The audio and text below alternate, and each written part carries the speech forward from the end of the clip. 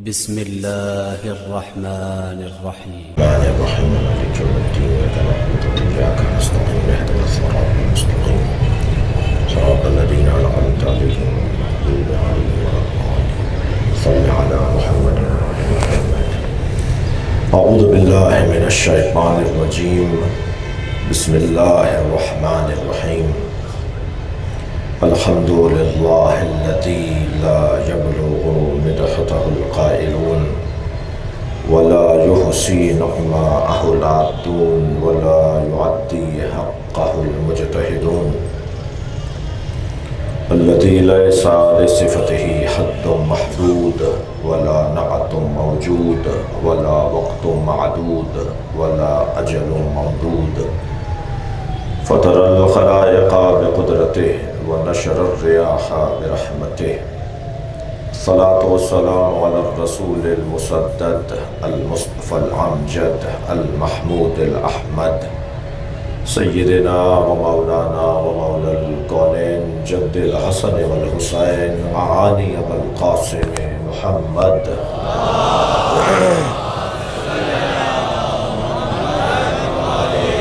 وآله الطيبين الطاهرين المعصومين الذين قال الله إنما يريد الله ليذهب عنكم الرجس أهل البيت ويطهركم تطهيرا.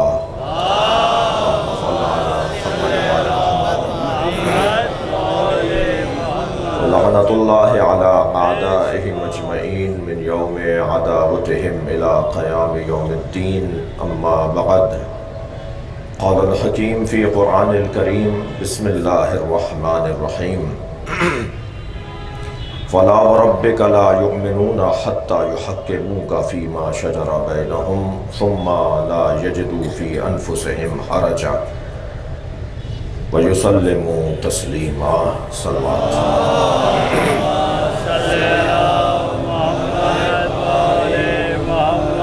اس سے بہتر صلوات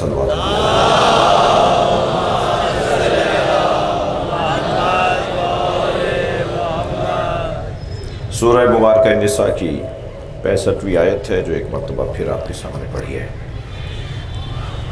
اللہ اپنے اس کلام میں عظمت مصطفیٰ کو بیان کر رہا ہے اور سرکار کی ذات کو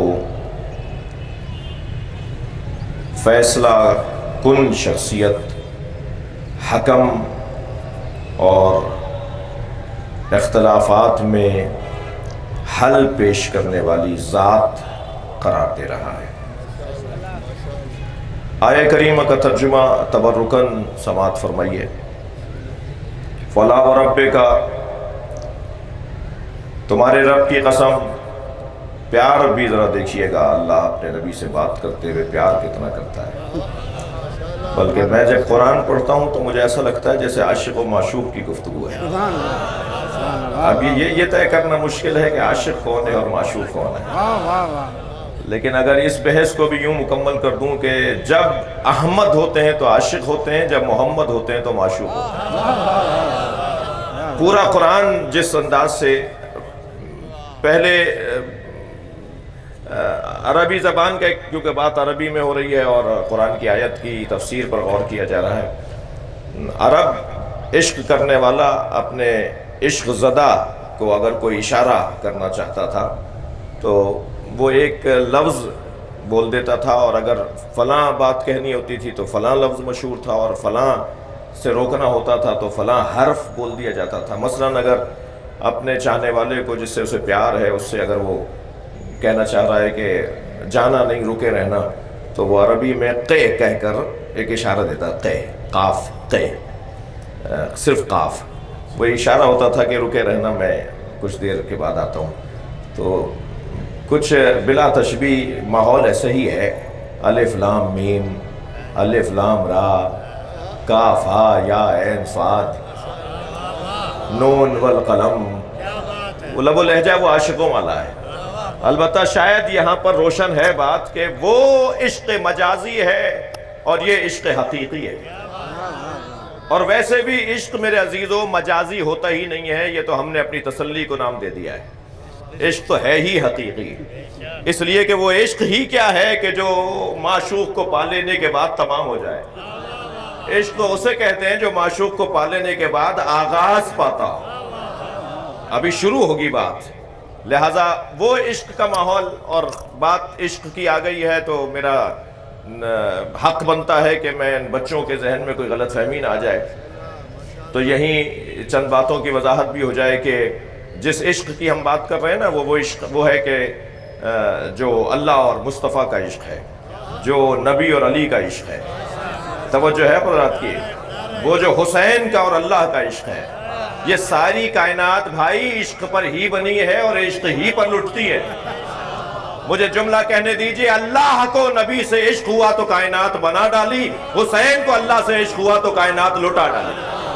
صلوات پڑھے محمد والے۔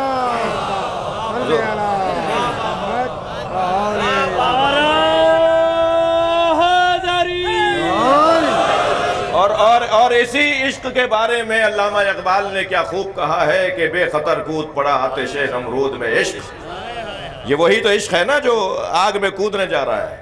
حضرت ابراہیم آگ میں نہیں کودے ہیں، عشق کودا ہے۔ بے خطر کود پڑا آتش نمرود میں عشق، عقل ابھی محو تماشائے لبے بام رہی۔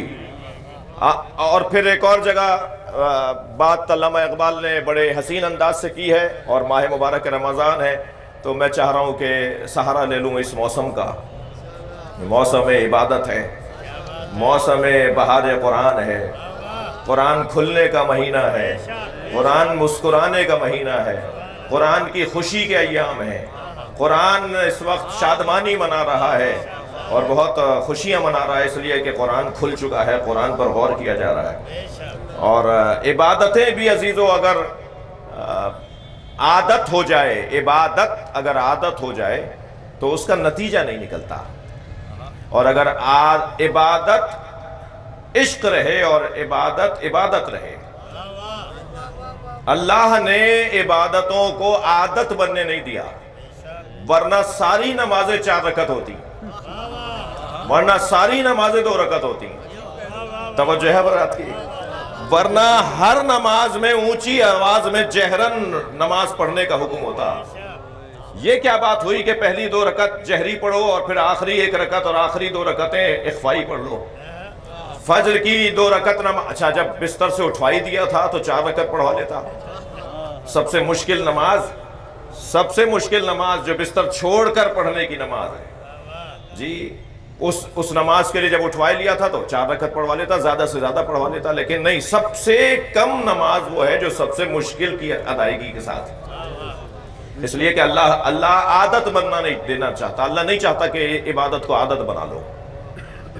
میں لفظ عادت اسی معنی میں استعمال کر رہا ہوں جس معنی میں عربی میں نشہ کرنے والے کو معتاد کہا جاتا ہے، وہ بھی عادت زدہ ہوتا ہے۔ صلوات پڑھنے ذرا محمد وآلہ ابرار بھائی۔ نشہ کرنے والے کو عرب زبان والے معتاد کہتے ہیں، عادت زدہ، جو مجبور ہے اپنی عادت سے۔ اللہ ہمیں عادت میں نہیں دیکھنا چاہتا۔ اب علامہ اقبال کے تو مصرع ذرا سنیے، وہ فرماتے ہیں عقل پر اعمال کی بنیاد رکھ، عشق پر اعمال کی بنیاد رکھ۔ بحث عشق تھی، عشق پر اعمال کی بنیاد رکھ، عقل کو تنقید سے فرصت نہیں، عقل کو تنقید سے فرصت نہیں، عشق پر اعمال کی بنیاد رکھ۔ اگر ہمارے اعمال اس وقت آپ کی جو کیفیت ہے، خود میں جس جذبے کے تحت حالت روزہ میں خشک دہن کے ساتھ آپ کے سامنے حاضری دے رہا ہوں، اس میں جب تک علی سے پیار نہیں ہوگا، صلوات پڑھ لیں ذرا مولا کی ذات پر، ممکن ہی نہیں ہے، ممکن ہی نہیں ہے کہ آپ چل کر آ جائیں اپنے گھروں سے اور اس انداز سے زمین پر بیٹھ جائیں۔ بعض دوستوں کو، بعض شخصیات کو میں دیکھ رہا ہوں کہ انہیں اس سے غرض نہیں ہے کہ کپڑوں پہ مٹی لگے گی، جہاں جگہ مل گئی مولا کے نام پر۔ اور میری اور آپ کی حیثیت کیا ہے؟ یہاں تو لائن میں سلمان فارسی کھڑے ہیں، یہاں تو صف باندھے مالک اشتر کھڑے ہیں، یہاں تو صف باندھے حضرت عبداللہ شاہ غازی کھڑے ہیں، یہ جگہ عشق کی جگہ ہے، اور بغیر عشق کے قافلہ آگے بڑھنے والا نہیں ہے۔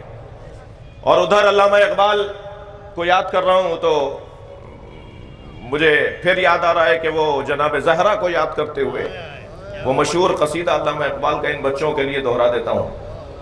شخصیات تشریف فرما ہے، یہ مجھے ان سے دعا چاہیے۔ علامہ اقبال اس پورے گھرانے کو عشق کا گھرانہ قرار دیتے ہیں۔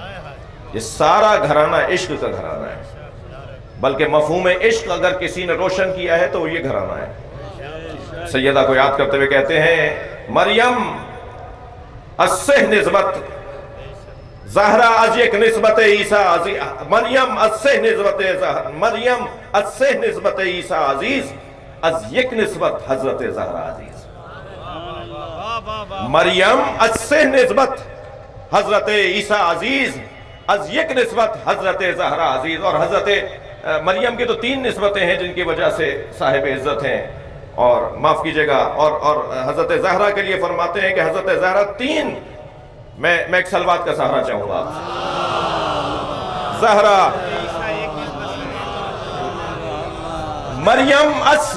مریم از یک نسبت عیسیٰ عزیز، از سہ نسبت حضرت زہرا عزیز۔ مریم ایک نسبت حضرت عیسیٰ کی وجہ سے صاحب عزت ہیں، 3 نسبتوں کی وجہ سے حضرت زہرا صاحب عزت ہے۔ نور چشم رحمت للعالمین۔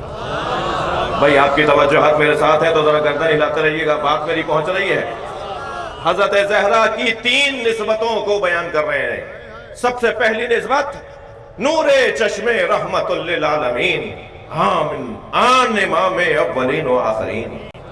یہ اس کی آنکھوں کی ٹھنڈک ہے جو اولین یعنی حضرت آدم سے حضرت عیسیٰ تک، اور پھر آپ کے زمانے سے لے کر قیامت تک جو اولین اور آخرین کا امام ہے، یہ اس سیدہ، اس نبی کی نور چشم ہے۔ از سے نسبت حضرت زہرا عزیز، از یک نسبت مریم، از یک نسبت عیسیٰ عزیز، از سے نسبت حضرت زہرا عزیز، نور چشم رحمت للعالمین، آن امام اولین و آخرین، بانو آن دوسری نسبت، بانو آن تاجدار حل عطا، جس کے سر پہ حل عطا کا تاج سجا ہوا ہے، یہ اس کی زوجہ ہے، یہ اس کی بانو ہے۔ بانو آن تاجدار حل عطا، مرتضیٰ مشکل کشا شیر خدا۔ بھائی میں پاکستان کے ملاؤں کی بات مانوں یا مصور پاکستان کا عقیدہ رکھو؟ صلوات پڑھیں محمد و آل محمد۔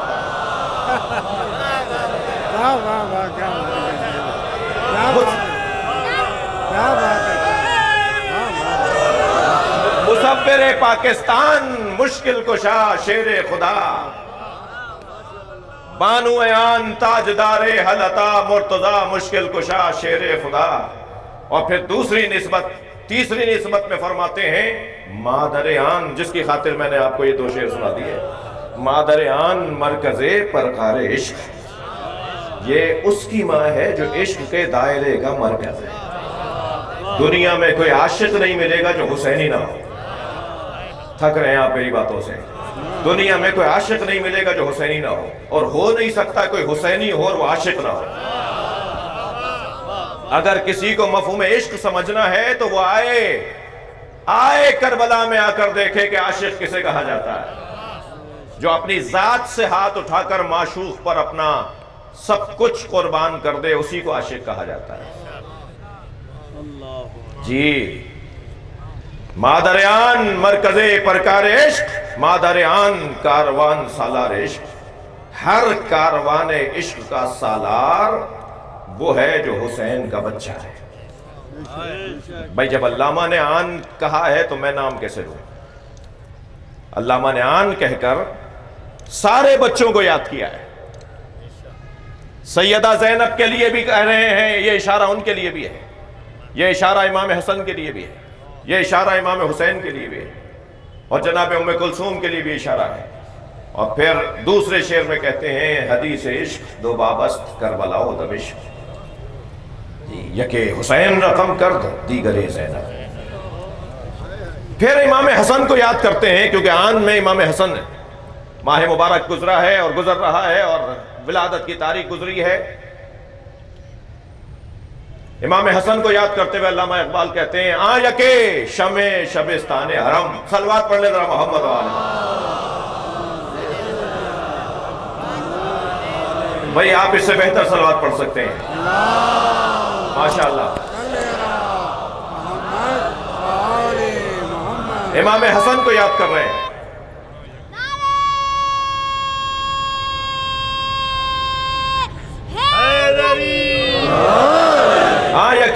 آ یکے شمع شبستان حرم. بچے توجہ کریں، جوان متوجہ ہوں. اگر یہ مائک اس وقت بند ہو جائے، مثلا انتظامات ختم ہو جائیں، تو گویا مجلس ختم ہو گئی. ایسے ہی ہے. شمع شبستان حرم یعنی اگر حرم الہی کی شمع ہی گل ہو جائے تو پھر حرم کہاں کھلا رہے گا.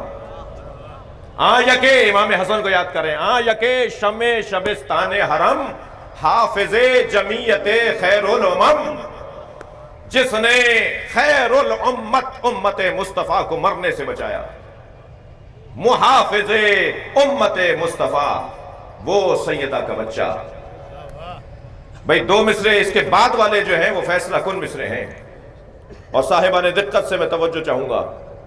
علامہ اقبال، میں کہتا ہوں جی اس پاکستان کو ایک سنی نے سوچا تھا اور ایک شیعہ نے بنایا تھا،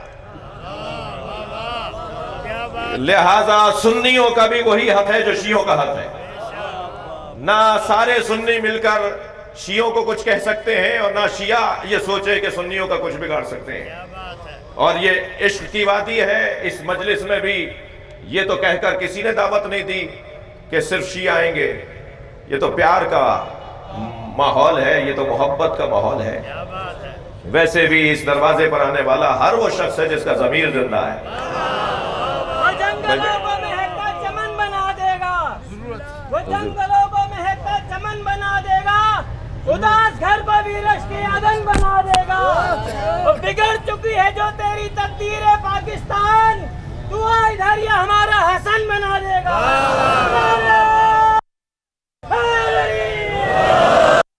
آ یکے شمع شبستان حرم حافظ جمیعت خیر الامم.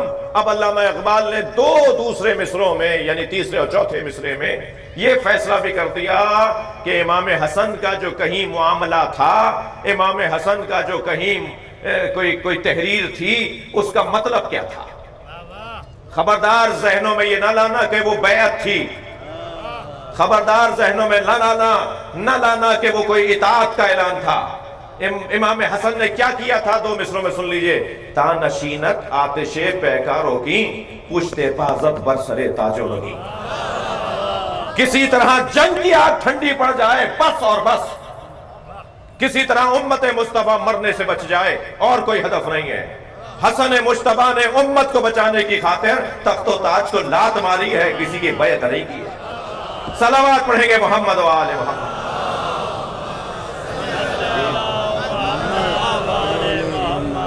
لہذا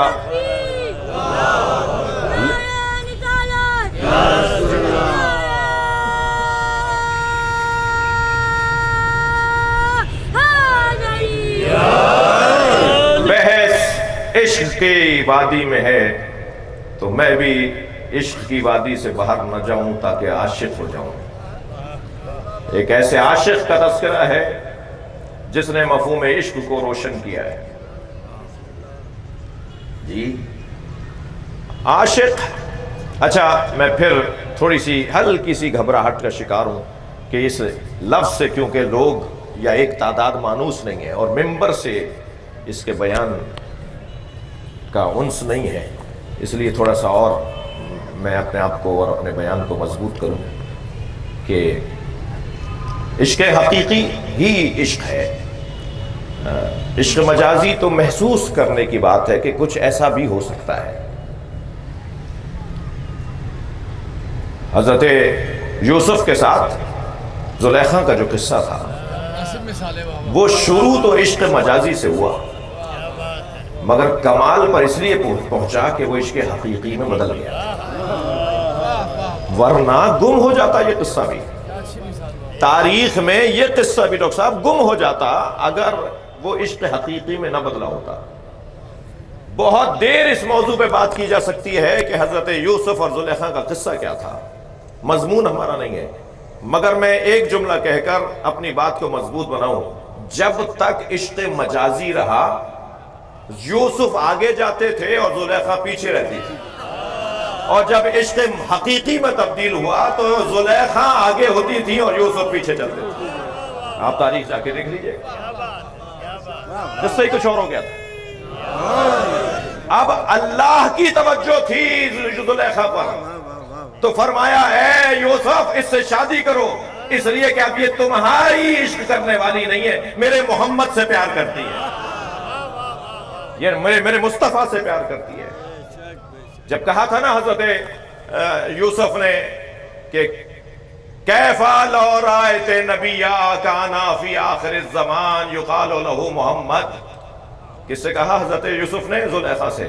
تمہارا کیا حال ہوتا، تم مجھے دیکھ کے کہہ رہی ہو کہ میرا یہ حال تمہارے چہرے کی وجہ سے ہوا ہے، تمہارا کیا حال ہوتا اگر آخری زمانے میں آنے والے نبی کو دیکھ لیتی جس کو محمد کہہ کے پکارا جائے گا۔ تو جیسے ہی حضرت یوسف نے نبی کا نام لیا تو کہنے لگی صدقتا یا یوسف، اے یوسف تم سچ کہہ رہے ہو، وہ تم سے زیادہ حسین ہے۔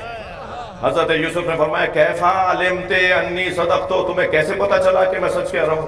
کہنے لگی ہینا ذکرتہ وقع حبہ فی قلبی، جب تم محمد محمد کہہ رہے تھے نا، ان کی محبت میرے دل میں اتر رہی تھی۔ آواز قدرت آئی ہے یوسف ہم نے اسے معاف کیا، تم بھی اسے معاف کر دو، اور اب اس سے شادی کرو اس لیے کہ اس کے دل میں میرا محمد بستا ہے۔ ایک جملہ ضرور کہوں گا، یا اللہ اگر نبی کی گناہگار بھی مصطفیٰ کی عاشق ہو جائے تو تو معاف کر دیتا ہے۔ یہ مسلمان تو تیرے نبی کا کلمہ پڑھنے والے ہیں، انہیں اپنے نبی کے صدقے میں معاف فرما دے۔ صلوات علیہ کریں گے محمد و آلہ۔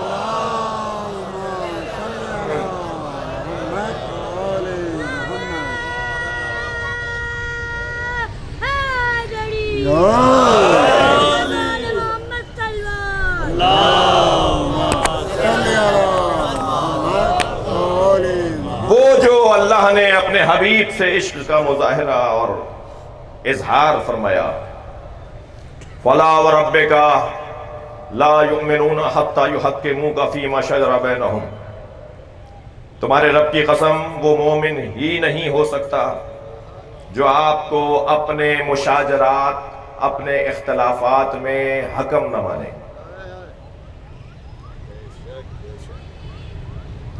ثم لا يجدوا في انفسهم حرجا مما قضيت، اور پھر جب آپ فیصلہ سنا دیں تو بال برابر بھی ان پر وہ فیصلہ گرا نہ گزرے، تب تو وہ مومن کہلائیں گے۔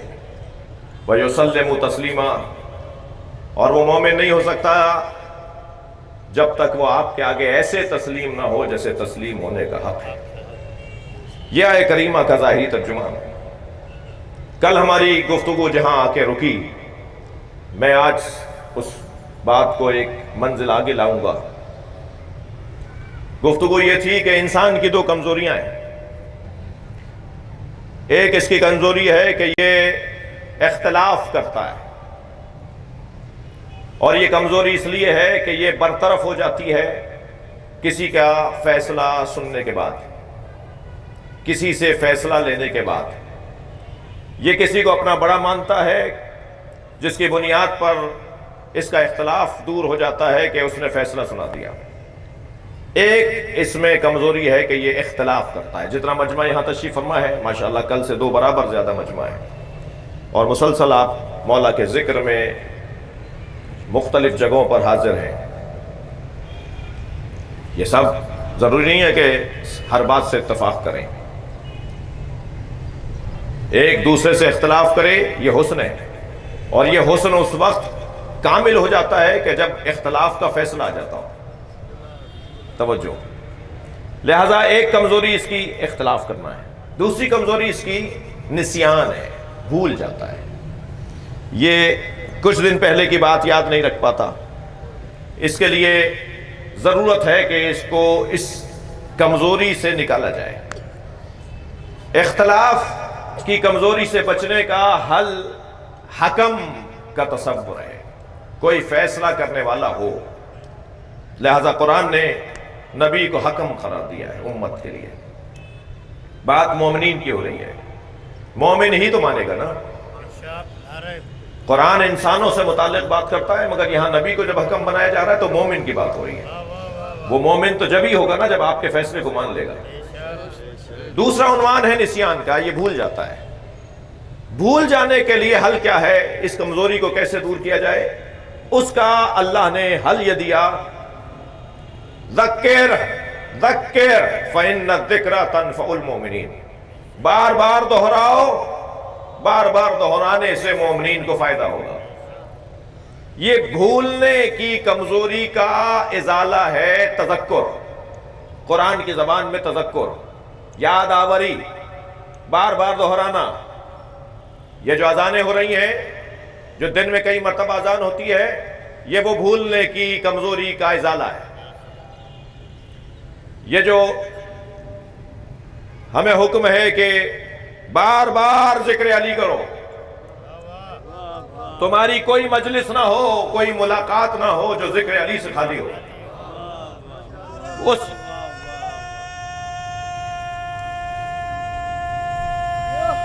ماشاءاللہ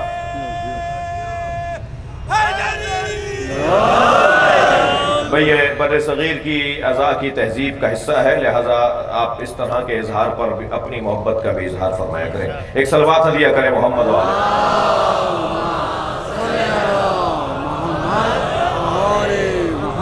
تذکر، بار بار دہراؤ، بار بار دہرانے سے مومنین کو فائدہ ہوگا۔ کیا اعلان فرمایا سرکار نے؟ سرکار نے اعلان فرمایا کہ زینوا مجالسکم بذکر علی ابن ابی طالب، اپنی مجلسوں کو علی کے ذکر سے زینت دو۔ تو مجلس تو دو لوگوں کی ملاقات کو بھی کہا جاتا ہے۔ جب دو لوگ آپس میں ملیں گے اور مولا علی کا تذکرہ ہوگا تو سرکار کے حکم پر عمل ہوگا، اور کم سے کم علی کا ذکر یہی ہے کہ جو خاص طور پہ ہمارے سندھی برادران اور عام طور پر اکثر مولائی ایک دوسرے سے ملتے ہوئے یا علی مدد بول دیتے ہیں۔ جب ایک دوسرے سے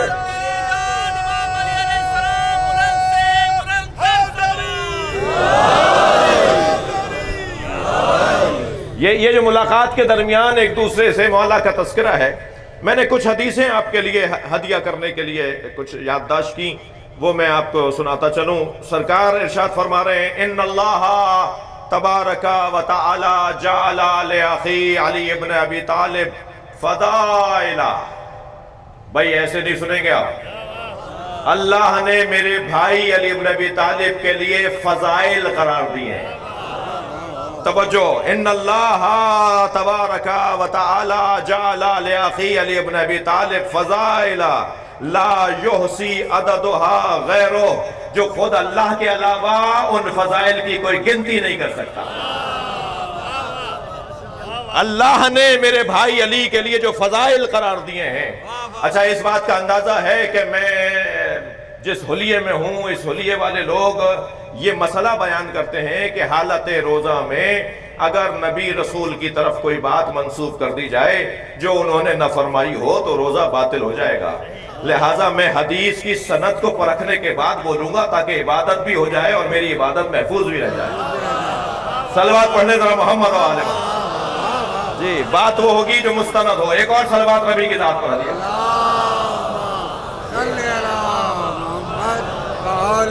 اور توجہ آپ سے چاہوں گا، مولا فرما رہے ہیں، مولا نبی فرما رہے ہیں، میرے بھائی علی بن ابی طالب کے لیے اللہ نے فضائل قرار دیے ہیں، لا یحصی عددها غیرہ، جن کی تعداد خود اللہ کے علاوہ کوئی گنتی میں نہیں لا سکتا، کوئی شمار ہی نہیں کر سکتا۔ اب ذرا جملہ سنیں، میرے مولا نبی فرماتے ہیں وَمَنْ ذَكَرَ فَضِيلَةً مِّن فَضَائِلِهِ مُقِرًّا بِهَا، اگر کسی نے ایک علی کی فضیلت کو بیان کیا اس اقرار کے ساتھ، اس کے اقرار کے ساتھ، بیان اور ہے اقرار اور ہے۔ اچھا چلیں، یہ سرکار کے الفاظ ہیں تو اس پہ غور کر لیتے ہیں۔ کسی چیز کا بیان کرنا اور ہے اور اس کا اقرار کرنا اور ہے۔ اقرار کا تعلق قلب و جان سے ہوتا ہے، بیان کا تعلق لسان اور زبان سے ہوتا ہے۔ بہت ساری چیزیں ہیں جو میں اور آپ بول تو دیتے ہیں مگر خود مانتے نہیں ہیں۔ یہ ہنر ہے کہ وہ بولیں کہ جو مانتے بھی ہوں. فرما رہے ہیں کہ جس نے علی کی ایک فضیلت کو ذکر کیا مقرن بہا، اس کے اوپر اعتبار اور یقین رکھتے ہوئے، غفر اللہ لہ ما تقدم من ذنبہ وما تأخر. خطرناک بات کرنے جا رہا ہوں، سرکار نے کہا اس لیے کہہ رہا ہوں. نبی فرما رہے ہیں کہ جس نے علی کی ایک فضیلت بیان کی، اللہ اس کے ماضی کے گناہ بھی معاف کرے گا، آگے کی غلطیاں بھی معاف کرے گا. بھائی اس میں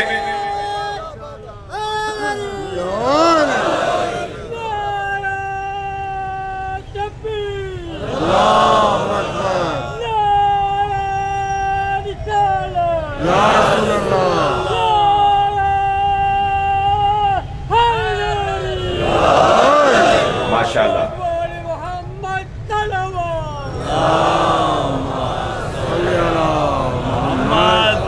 اب میں کیا کروں کہ بعض اوقات کچھ سوالات ذہن میں ایک طوفان کی طرح بہنے لگتے ہیں، تو ایک صلوات پڑھ لیں ذرا محمد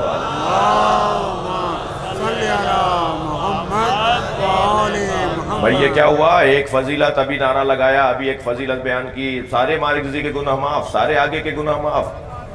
جی میں بھی تو آپ ہی میں سے ہوں نا، تو جو آپ سوچ سکتے ہیں وہ میں بھی تو سوچ سکتا ہوں. تو یہ کیا مطلب ہے اس کا؟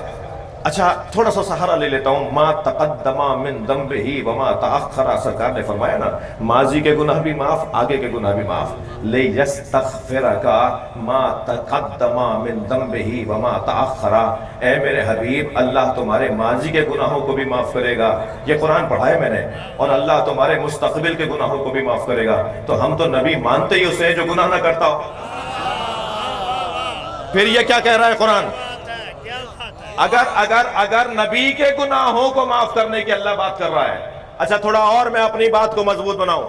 قرآن مجید میں اللہ نے سورہ مبارکہ زحا میں وَوَجَدَكَ ضَالًّا فَهَدَىٰ، اے میرے حبیب ہم نے آپ کو گمراہ پا. بھائی جو سب نے ترجمہ کیا ہے وہ تو پہلے مجھے کرنے دیں نا، تبھی تو لطف آئے گا ترجمہ بدلنے میں.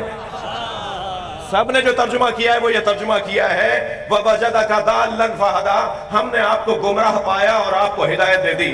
تو اگر نبی کے گمراہ پانے کی آیت قرآن کے اندر مسلمان بیان کر رہا ہے، اگر مسلمان نبی کے ماضی کے گناہوں کی بات کر رہا ہے، تو پھر مسلمان سے سوال یہ ہے کہ جس امت کا نبی ہی معصوم نہ ہو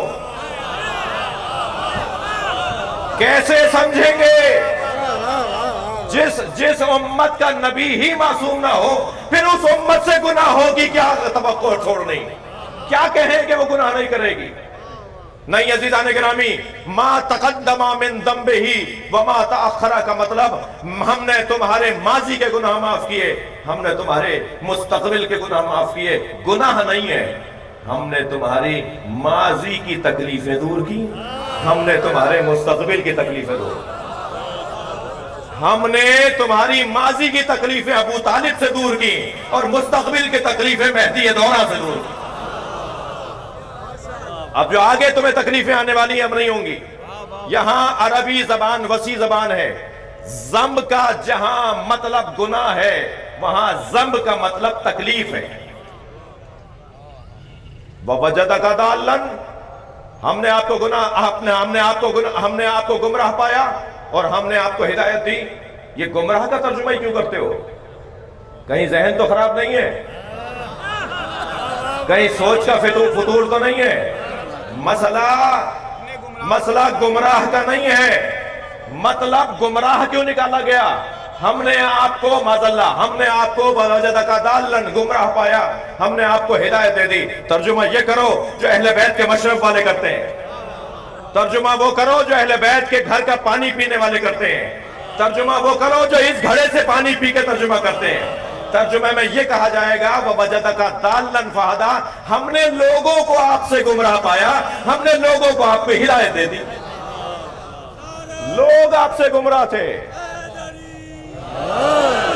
اب یہاں نبی فرما رہے ہیں جس نے میرے علی کی ایک فضیلت کو بیان کیا اس کے ساری دکھ دور، اس کی ساری پریشانیاں دور، اس کی ساری پریشانیاں دور. آگے سنیے مولا کیا فرما رہے ہیں. فرماتے ہیں اچھا ایک تو بیان، میں ابھی فضائل پڑھنے کی کوشش کر رہا ہوں، آپ فضائل سن رہے ہیں، کبھی سنا جاتا ہے، کبھی بولا جاتا ہے، ایک اور بھی تو کام کیا جاتا ہے، کبھی لکھا بھی جاتا ہے۔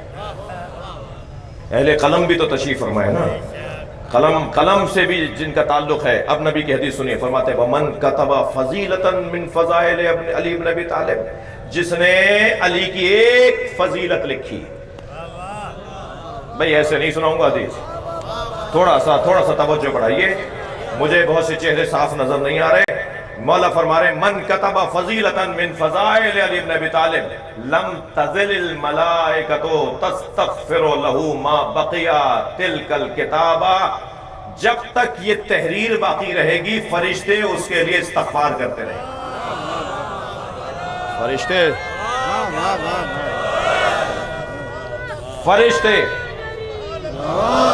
فرشتے اس کے لیے استغفار کرتے رہیں گے۔ اب اس کے بعد والی حدیث سنا رہا ہوں، آپ کیا کر رہے ہیں اس وقت؟ میں اگر مولا کے فضائل بیان کروں تو آپ اس وقت سن رہے ہیں۔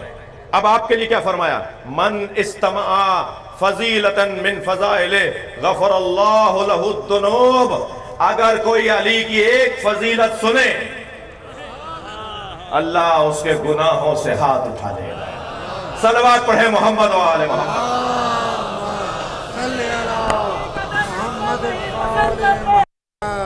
حقیقتاً حق کو وہی پسند کرتے ہیں اور وہی تو ناطقہ باطل کا بند کرتے ہیں، اور انہی سے بستیاں رہتی ہیں دور زمانے میں، علی علی کے نعرے بلند کرتے ہیں۔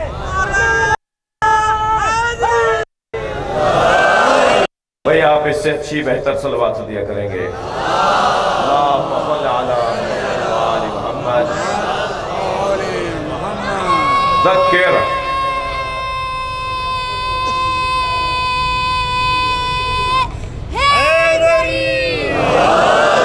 ذکر فإن الذکرى تنفع المؤمنین، بار بار دہراؤ، بار بار علی مولا کی بات ہوگی۔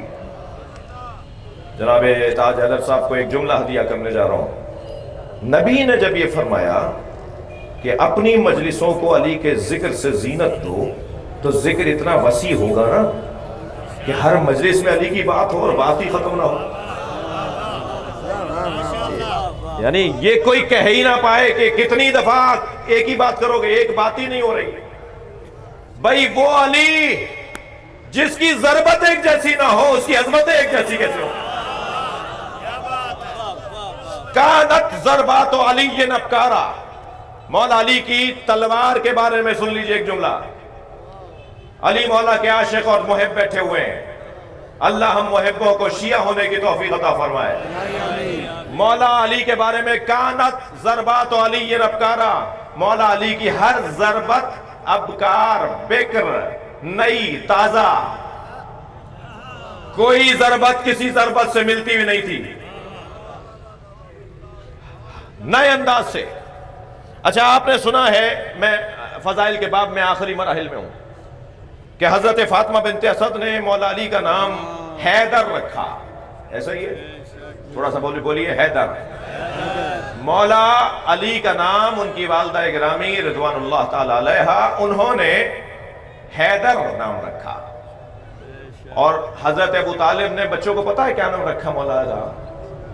ظہیر۔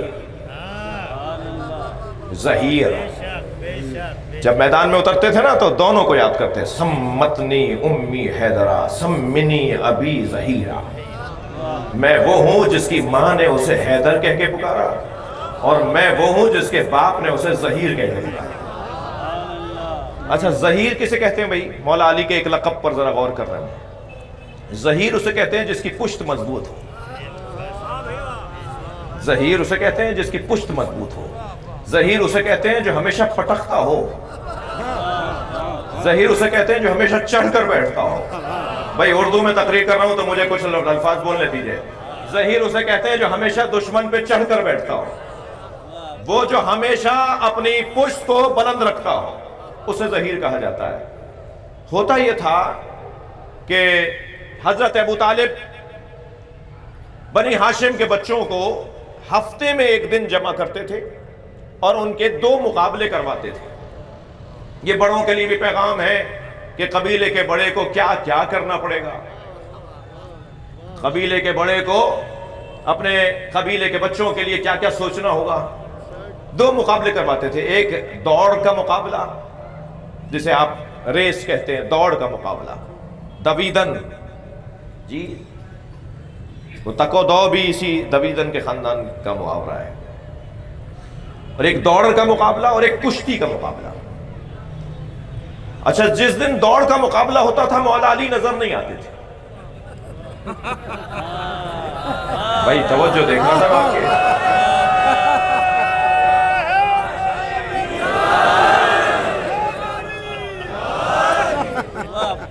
ایک دن پوچھ لیا حضرت ابو طالب نے, علی جب دوڑ کا مقابلہ ہوتا ہے تو تم نظر نہیں آتے. تو حضرت امیر المومنین نے فرمایا, بابا مجھے یہ کھیل اچھا نہیں لگتا. بھائی صلوات پڑھ لیں مولا کی ذات پر.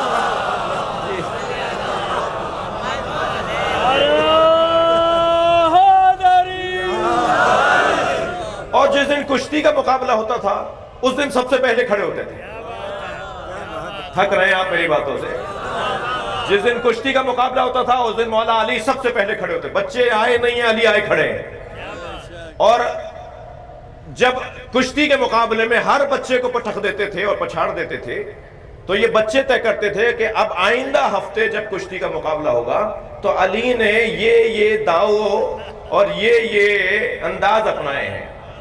علی کا یہ طریقہ تھا کہ کلائی کیسے موڑتا ہے, علی کا یہ طریقہ ہے کہ گردن کیسے پکڑتا ہے, علی کا یہ طریقہ ہے کہ مثال کے طور پہ زمین پہ گرانے کے لیے مثلا اپنے پیر کا استعمال کیسے کرتا ہے. باقاعدہ, میں پڑھنے کے بعد بات کر رہا ہوں, یہ کوئی تفریحی گفتگو نہیں ہو رہی. باقاعدہ بچے آپس میں مذاکرہ کرتے تھے کہ علی کا انداز کیا تھا, علی کا داؤ کا انداز کیا تھا, علی کا کشتی لڑنے کا طریقہ کیا تھا. اب ہم اس کی تیاری کر کے آئیں گے. لیکن سنیں گے عزیزو, جب دوسری مرتبہ مقابلہ ہوتا تھا علی ان سب سے ہٹ کا طریقہ اپناتے تھے. وہ تیاری کر کے آتے تھے کسی اور چیز کی. صلوات پڑھیں ذرا محمد و آل محمد. تو ایک دن حضرت ابو طالب نے آواز لگائی, اینا ظہیرنا, کہاں ہے ہماری پشت مضبوط کرنے والا علی. اس کے بعد سے مولا فخر سے کہتے ہیں کہ میرے بابا ابو طالب مجھے ظہیر کہہ کے پکارتے ہیں. ظہیر, وہ کہ جو آج بھی غالب ہے, ضرورت ہی نہیں ہے کہیں اور غور کرنے کی, وقت ہی نہیں علی کے علاوہ کہیں سوچنے کا. کیا مصیبت آئی ہے, ذوبوا فی علی کما ہوا ذاب فی اللہ, علی میں ایسے گم ہو جاؤ جیسے علی اللہ میں گم ہو گیا. جو جس چیز میں گم ہو جاتا ہے اسے اس کے علاوہ کچھ نظر نہیں آتا. جسے علی کے علاوہ غور کرنے کے لیے کوئی اور, علی کے علاوہ سوچیں گے کیسے جب علی کے بارے میں ابھی بات ہی مکمل نہیں ہوئی. کیا فرصت مل گئی تھی کہ علی کے تذکرے سے کوئی اور تذکرہ شروع کر دیا. لہذا بات صرف مولا علی کی ہو, اور وہ اس لیے بھی ہو کہ اس ذکر سے ہمیں ذاتی فائدہ بھی ہے, قومی معاشرتی فائدہ بھی ہے, دین کی تقویت کا فائدہ بھی ہے, اللہ کی مرضی کا حصول بھی ہے. ایک پہلو تو نہیں ہے مولا علی کے تذکرے کے فائدے. ہم سب مطلبی لوگ بیٹھے ہیں, بھائی مجھے اردو میں بولنے دیجئے. ہم سب کا مطلب یہ ہے کہ کسی طرح ہمارا کل ٹھیک ہو جائے. ہم سب کل کی تلاش میں ہیں. بچے, بیٹا لال, میرے پیارے, میرے بیٹا پڑھ لو, کل اچھا ہو جائے گا. ہم مجلس میں بھی اسی لیے بیٹھے ہیں کہ کل اچھا ہو جائے. ہم سب کل کی تلاش میں ہیں. آج کوئی بات مولا کے دسترخوان سے لے لیں, مولا کے دروازے سے کوئی بھیک مل جائے, ہمارا کل اچھا ہو جائے گا. اور الحمدللہ علی والوں کی تصویر بہتر تصویر ہے. تمام تر ہمارے داخلی الجھنوں کے بعد بات کر رہا ہوں. ہماری داخلی الجھنوں کا ہمیں احساس ہے, مگر اس کے باوجود اوروں کے نسبت علی والوں کی تصویر اچھی تصویر ہے. میں خود ایک ایئرپورٹ پر اترا, اسی حلیے میں رہتا ہوں, آپ کا نوکر ہوں. چند انگریز سامنے سے گزرے, کہنے لگے یہ کیا پہنا ہوا ہے, بڑا اچھا ہے, بہت اچھا لباس ہے آپ کا, بڑا اچھا اولیاء ہے. تو میں نے کہا یہ مسلمان اسکالرز پہنا کرتے ہیں، ان کا لباس ہے. تو خاتون تھی، انگریز تھی، کہنے لگی مسلمان اسکالر ہیں تو پروفٹ محمد کے گھر والوں کو مانتے ہیں یا دوستوں کو؟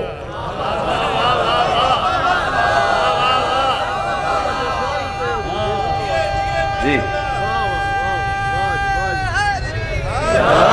میں نے کہا پروفٹ محمد کے دوستوں کا احترام کرتے ہیں مگر اطاعت گھر والوں کی کرتے ہیں. تو وہ آپس میں کہنے لگے کہ جو پروفٹ محمد کے گھر والوں کو مانتے ہیں نا وہ اچھے مسلمان ہیں. یہ دنیا بول رہی ہے 500 سے زیادہ نئے مسلمانوں کے ایک سائٹ بنی ہوئی ہے ریبورن اہل بیت کے نام سے، اہل بیت کے نئے چاہنے والوں کے. انہوں نے اپنے ریمارکس ڈالے ہوئے، اپنے انہوں نے تاثرات ڈالے ہوئے ہیں. اس کو ذرا جا کے پڑھیے، آپ کو اپنی قدر کا اندازہ ہوگا. اس سائٹ پر جا کر دیکھیے کہ وہ اہل بیت کے نئے چاہنے والوں نے اپنے کیا کیا احساسات ڈالے ہوئے ہیں کہ کیوں اہل بیت کے دروازے پر آئے ہیں. تب ہمیں احساس ہوگا کہ اللہ نے ہمیں کتنی بڑی نعمت دی ہے جسے حب علی کہا ہے. اور اس نعمت کی حفاظت ہے، اس نعمت کی حفاظت کا ایک طریقہ ہے اس کو دہرانا، جو اس وقت میں اور آپ کر رہے ہیں. وقت بہت ہو گیا، مجھے معاف کیجیے گا. میں کچھ شخصیات سے دعا بھی چاہتا تھا اور بات بھی ہماری کسی حد تک منزل پر آئی ہے. کل انشاءاللہ اس سلسلے کی میرے حصے کی یہ تیسری اور آخری مجلس ہوگی. 18واں روزہ علی کی زندگی کا آخری روزہ ہے. اس کے بعد علی نے، میرے مولا نے روزہ نہیں رکھا، اس لیے کہ حکم شرعی یہی ہے. بیٹیوں سے باپ کو بہت پیار ہوتا ہے. اجرکم اللہ، آپ آمادہ ہیں. ویسے یہ جو مجالس ہوتی ہیں ان میں ہم خطیبوں کو زیادہ محنت کرنا نہیں پڑتی، بنی ہوئی مجلس ہوتی ہیں. آپ پہلے سے تیار ہیں، آپ آئے ہی اس لیے کہ مولا کے غم میں اپنی آنکھوں میں چند آنسو قطرے، کچھ اشک عزائے علی، اور یہی بخشش کا ایک ذریعہ. بیٹیوں کو باپ سے بڑی محبت ہوتی ہے.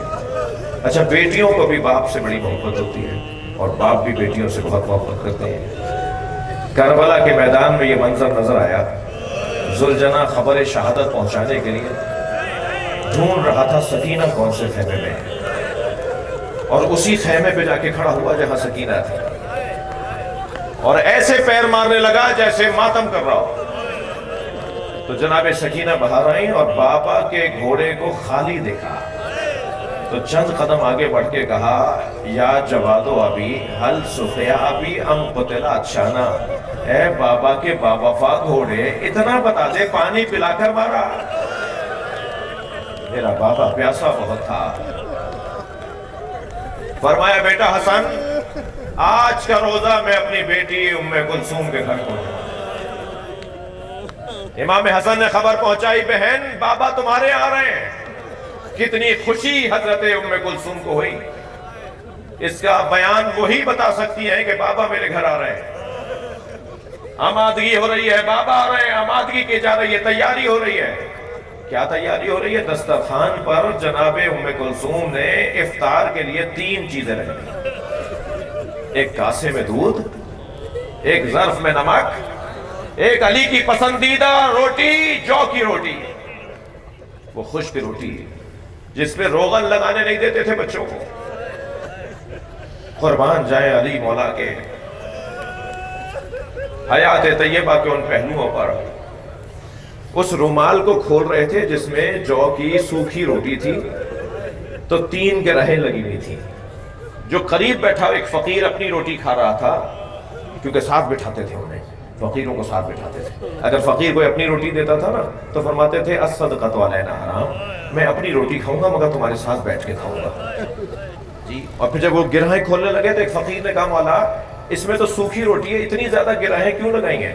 فرمایا میں زیادہ گرہیں اس لیے لگاتا ہوں کہ حسنین ان میں روغن لگا دیتے ہیں.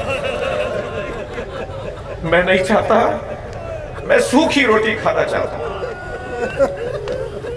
تو جناب ام کلثوم نے ایک ظرف میں دودھ رکھ دیا، نمک رکھ دیا، ایک جو کی روٹی رکھ دی. تو اپنی بیٹی کو دیکھ کے فرمایا، تم نے بابا کو بھلا دیا؟ تمہارے بابا کے دسترخوان پہ اتنی چیزیں کبھی ہوئی ہیں؟ اللہ اکبر. تو جناب ام کلثوم نے چاہا کہ نمک اٹھا لیں، دودھ اٹھا لیں. فرمایا دودھ اٹھاؤ، اس لیے کہ کوفے میں بہت بچے ہیں جنہیں پینے کو دودھ نہیں ہے. سوکھ کی روٹی اور نمک سے مولا علی نے افطار کیا. ساری رات، ہر رات کی طرح ساری رات علی مصلی عبادت پر ہیں. مگر عزادارو ہر کچھ دیر کے بعد، آپ کی آوازیں بلند ہیں، اللہ آپ کو اجر عطا فرمائے، ہر کچھ دیر کے بعد حجرے سے باہر آتے ہیں، آسمان کی طرف دیکھتے ہیں جیسے کسی ستارے کو تلاش کر رہے ہوں، اور دیکھتے ہوئے کہتے ہیں ہذہ اللیلۃ التی قد وعدت، یہ وہی تو رات ہے جس کا مجھ سے وعدہ کیا گیا ہے. جناب ام کلثوم نے سنا تو بی بی کی گھبراہٹ بڑھنے لگی. بی بی سوچنے لگی کہ بابا یہ کون سی رات کا تذکرہ کر رہے ہیں. لیکن اس وقت جناب ام کلثوم نے رہا نہیں گیا جب جناب امیر المومنین نے جملہ کہا نا، انا للہ و انا الیہ راجعون. آگے بڑھ کر کہا بابا یہ کیسے کلمات آپ ادا کر رہے ہیں؟ فرمایا بیٹا یہ میری زندگی کی وہ رات ہے جس کا میں نے بہت مدت سے انتظار کیا ہے. تمہارے نانا نے مجھے کہا تھا علی ایسی ایک رات آئے گی جس کے اختتام پر نماز کی حالت میں تمہارے سر پہ ضربت ماری جائے گی. تو جناب ام کلثوم نے فرمایا بابا پھر بھائی حسن سے کہیے آج صبح کی نماز بھائی پڑھا دیں. تو تعجب سے فرمایا تم بابا کو روک رہی ہو، جس کا انتظار تمہارے بابا کو تھا اسی چیز سے روک رہی ہو. آمادہ ہوئے عزادارو، بس دو جملے اور سنیے. آمادہ ہوئے، سر پر امامہ رکھا، میرے مولا نے ابا دوش پر لی، نالین پیروں میں لی، چلے ہیں حجرے سے نکلے ہیں کہ بی بی کے گھر میں پلنے والی بطخوں نے پر مارتی ہوئی، پھڑ پھڑاتی ہوئی اپنے کنج اور کونوں سے نکلتی ہوئی آئیں اور مولا کے سامنے آ کے کھڑی ہو گئیں. کوئی مولا کی ابا کے دامن کو چونچ میں لے رہا ہے، کوئی اپنا سر علی کے پیروں پہ رکھ رہی تھی. مولا زمین پر بیٹھ گئے، ان کے سر پر ان کے بدن پر ہاتھ پھیرتے ہوئے فرمایا بیٹا اگر انہیں پال سکو تو رکھنا ورنہ انہیں آزاد کر دینا. یہ تمہارے گھر کی مرغابیاں بھی میرا نوحہ پڑھ رہی ہیں. کچھ آگے بڑھے، دروازے سے باہر جانے لگے تو زنجیر در نے کمر میں لپٹ کر علی کو روک دیا. زنجیر چھڑانے لگے تو یہ کہتے ہوئے چھڑائی اے بیٹا تمہارے تو در و دیوار مجھ پہ نوحہ پڑھ رہے ہیں. پہنچے ہیں عزادارو مسجد کوفہ میں. ابن ملجم اوندھا لیٹا ہوا ہے. مولا نے آواز دے کر کہا اٹھ نماز پڑھا. اب محراب عبادت میں پہنچے ہیں. علی کی نماز جماعت کی پہلی رکعت کا پہلا سجدہ مکمل ہوا. دوسرے سجدے میں میرے مولا نے اپنا سر رکھا. تاریخ کا وہ ظلم ہوا جس کے پاس آج تک جواب نہیں ہے. تاریخ میں وہ ظلم ہوا، وہ تلوار فضا میں بلند ہوئی جو 1000 درہم میں خریدی گئی تھی، جسے 1000 درہم کے زہر میں بجھایا گیا تھا. فرق اقدس سے حیدر کرار پہ تلوار آئی. 2 آوازیں فضا میں گونجنے لگیں. ایک آواز تھی جو جبریل امی کی تھی، الا قد تحطمت ارکان الہدا، الا قد قتل امیر المومنین. ارکان ہدایت کو گرا دیا گیا، علی کو مار دیا. ایک آواز علی کی گونج رہی تھی، فزتو ورب الکعبہ، رب کعبہ کی قسم علی کامیاب ہو گیا. الا لعنت اللہ علی قوم الظالمین فسيعلم الذين ظلموا أي منقلب ينقلبون. ماتم حسین یا حسین.